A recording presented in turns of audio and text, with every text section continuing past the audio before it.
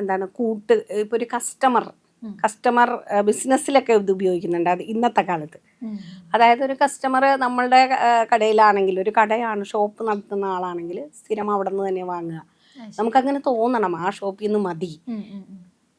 അവിടെ നിന്ന് എല്ലാ കടകളിലും ഇതേ സെയിം സംഗതി കിട്ടുമായിരിക്കും, സെയിം ബ്രാൻഡ് ആയിരിക്കും, എന്നാൽ പോലും അവിടേക്കൊരു ആകർഷണം.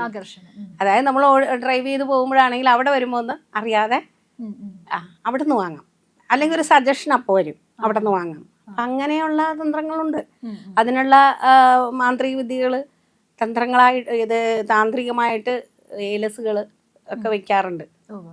ബിസിനസ്സിലൊക്കെ ഉപയോഗിക്കാറുണ്ട്. മോഹിനി വിഷയം പോലുള്ള വിഷയങ്ങളൊക്കെ ചെയ്ത് അതൊക്കെ ബിസിനസ്സിന് വളർച്ച ഉണ്ടാകാൻ തീർച്ചയായിട്ടും അങ്ങനെയാണല്ലോ. ഇപ്പോൾ ബിസിനസ്സിൽ ആൾ കൂടുമ്പോഴും അതുപോലെ തന്നെ ക്ലയൻറ്റിന് നമ്മളോടൊരു ചേർന്ന് പോകണമല്ലോ. അങ്ങനെയൊക്കെയുള്ള കാര്യങ്ങൾക്കൊക്കെ ഇത് ഉപയോഗിക്കാറുണ്ട്.